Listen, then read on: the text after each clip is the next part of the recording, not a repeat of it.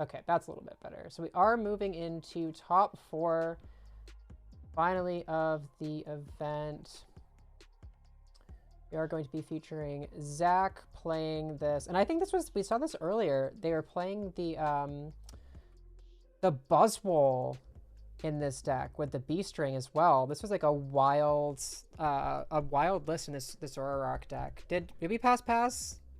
I didn't quite see. Did we pass? I missed the first turn if we did. Please tell me we passed, please. So this is game 1. I was putting in a report. I'm sorry. You're good. You're good. All good. Yeah, this is a really cool deck, though. There's Ninetales in here. We have 2 Buzzwoles, the Baby Buzz. Like, looking at this list, it's so cool. There's the Mancargo. What's up, Matt? Welcome in.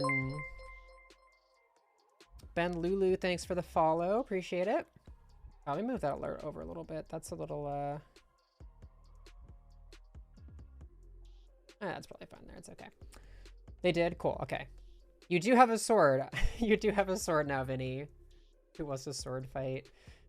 Thank you for taking care of that, though. We're trying to focus on the game, and for those of you watching on YouTube, had a little bit of an unfortunate rude person in the chat, so had to take chat down from the side here for a second. But yeah, we are seeing the setup here from Zack, and this is the only Buzzwole centric deck from Zack's opponent here in the top 4.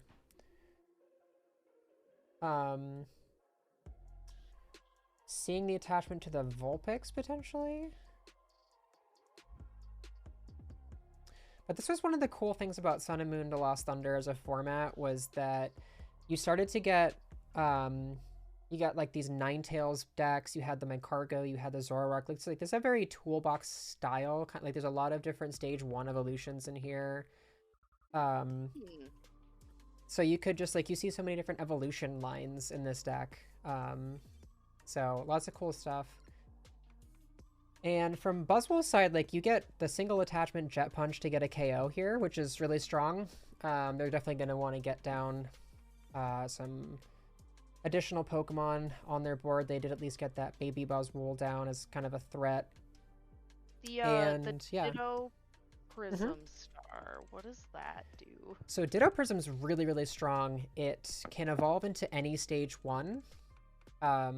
So you could evolve it into a Zoroark, you could evolve it into a Lycanroc, can evolve it into a Ninetales as well. So it's just kind of like an extra of whatever basic you want it to be, which is really cool. Like, it's just like a very flexible thing that you can just put in there.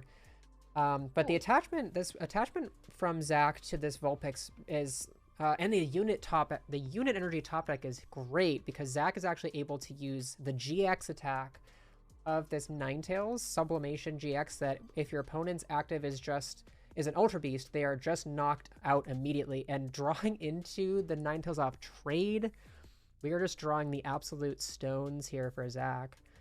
Gonna get some items with this. Food delivery, thank you. Ooh, food time, midnight food pasta, time. let's go. Thank you, Alfredo's. Sponsor me, please.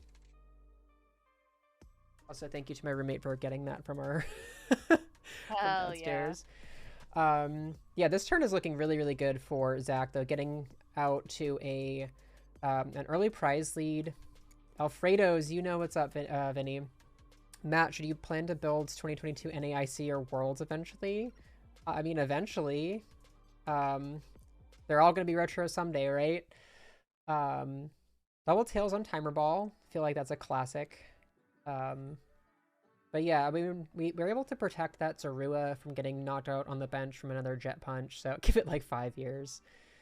I say wait till right after rotation, when the cards will be dirt cheap because no one wants them anymore, but before it's too early to call it retro, so that you can like snatch the cards up like before they increase in value, like when they're at the bottom value wise. Yeah, this has been a great turn for Zack. Yeah, the Sublimation GX just bye-bye. It's like Evital's attack, just knocks it out. And take the 2 prizes. Now we are onto the Sledgehammer turn, so Hannah, that baby Buzzwole on the bench, it has an attack for 1 fighting energy. It does 30 damage, but if your opponent has exactly 4 prizes remaining, it does, I think, is it 30 plus 90? I think it was. So it would do 120, but it hits for fighting typing, so it one-shots the Zoroark GX.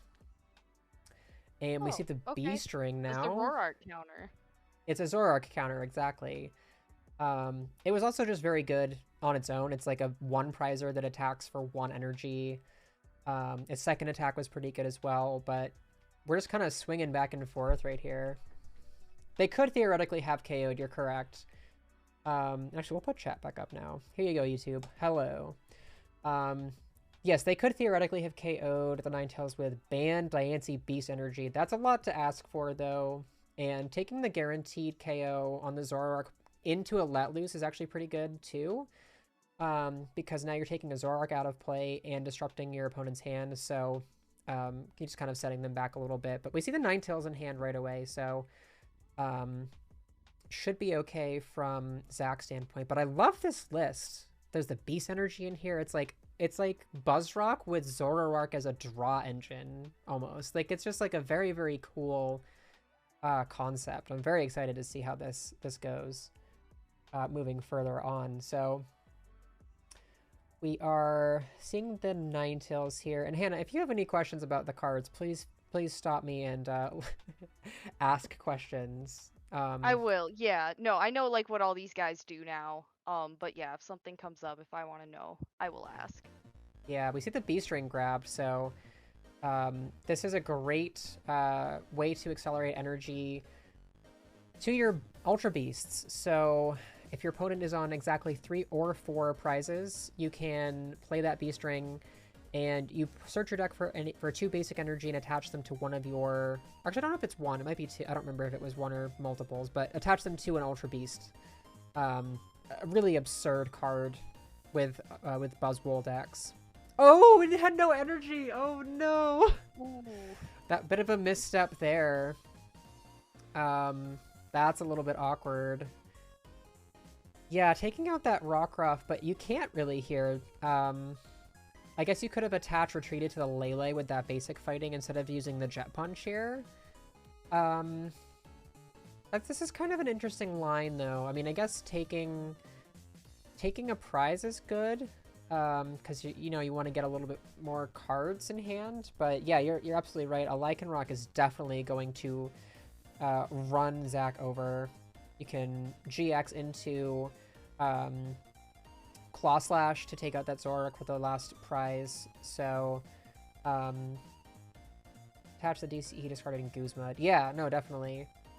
I think he was expecting, though, that there were energy left in the deck off the B-string, so that clearly didn't happen. Kind of a... I don't know if it just, like, didn't check the energy count before, but that was kind of an interesting sequence of events. But yeah, we're just seeing the slugfest back and forth here.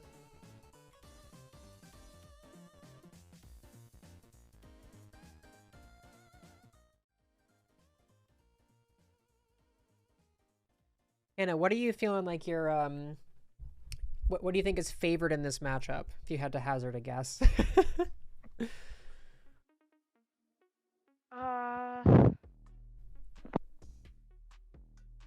Okay, so Fairy's weak to dark. Fairy resists dark, actually. Oh. Okay. That's resistance, not weakness. Yeah, the fairy type that no longer exists. I don't know. I feel like such a fool because I have absolutely no idea. It's all just so foreign to me. Well, I think it's interesting because normally I'd say Buzzrock is for sure favored, but because of these Buzzwole, like this Buzzwole core that exists in here as well, I kind of think that it's a little bit closer because you have some Pokemon that aren't fighting weak and can like take really aggressive KOs on like the Lycanroc and stuff. So I think it's a little bit closer now than like a typical against a typical just like a typical Zoroark deck. So Yeah, but this is just going to be game over with that Bloodthirsty Eyes. We could talk about this format for hours. You should have commentated, Vinny. Yeah. I kind of figured you were going to play, so I didn't even ask you, but... Yep, and that's going to be game 1.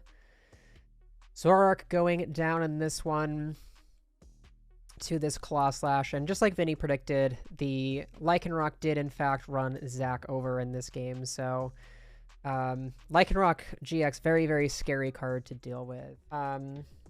Somewhat was this that format where when it was standard you hated it, but after it rotated, yeah, for sure. Like especially what you said there, Vinny, about Team Up. Like as soon as Team Up came out, people were like, oh, this format's way worse. You know, you got some perspective on it.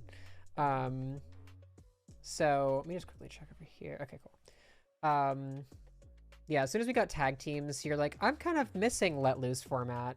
Yeah, 3 prizers are gross for sure. That looks a little bit better. Okay. So moving into game 2, we see the pass to start, of course, and not a great opening hand from Zack here. No supporters to be found. At least having triple Zorua in play is pretty encouraging, though, because we have a little bit of time if you ever draw an out to Zoroark, and then you can kind of just snowball once you find more Zoroarks if you're able to find any. But that is the definite, you know, major priority here is for Zack to find an out to Zoroark or another draw supporter. This hand itself not looking super hot.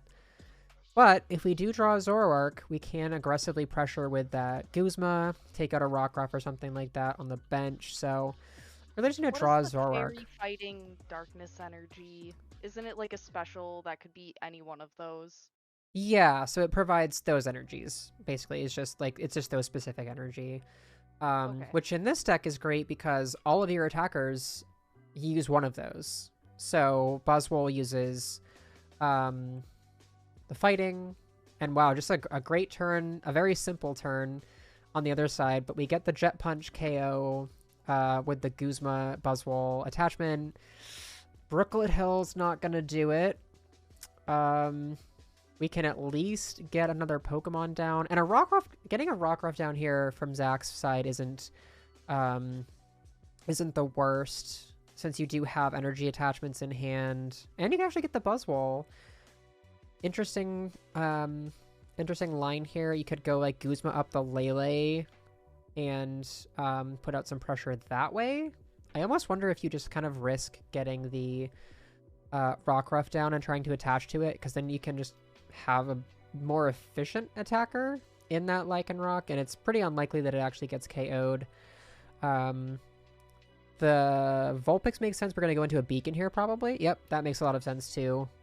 Can actually take advantage of the damage being on the Zorua to use that Acerola. And I actually almost wonder if the Guzma was better. I guess because you wanted to clear the damage off so it doesn't get KO'd, you could actually lose both Zoruas there. So no, the Acerola makes a lot of sense, but see the power of Beacon. That's definitely something that that Zack wanted to get here, and really hoping that this Vulpix doesn't go down.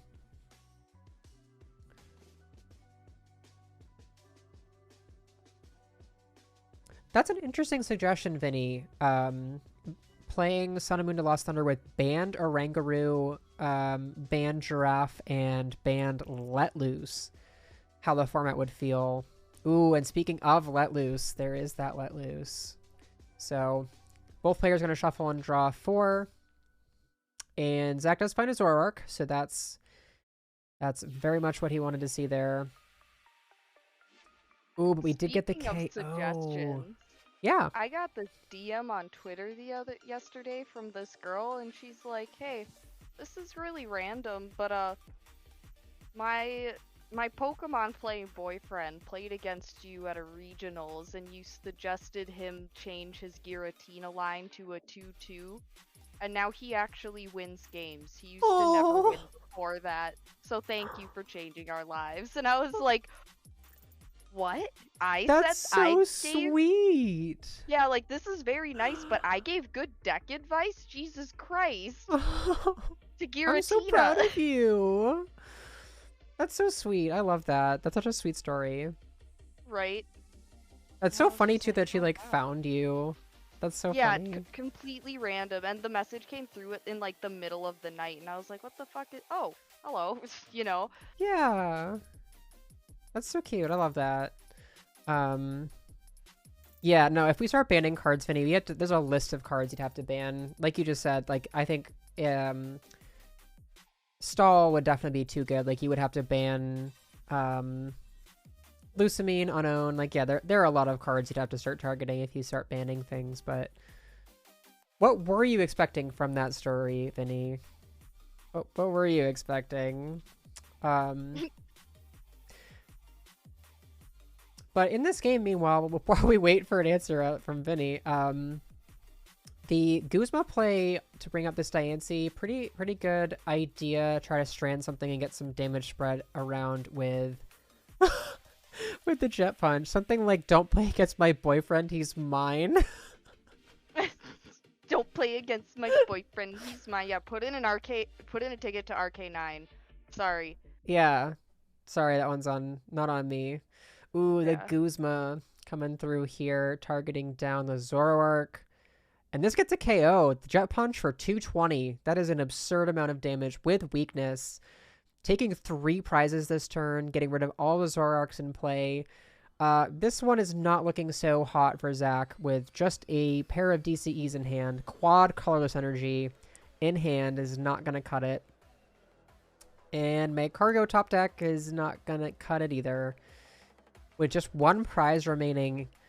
Not a lot you can really do here, but I guess, you know, gotta keep playing to your outs. Hope maybe there's some chance to come back here. I don't even see a line really, because it's just an energy attachment like you see there, just wins the game with Knuckle Impact.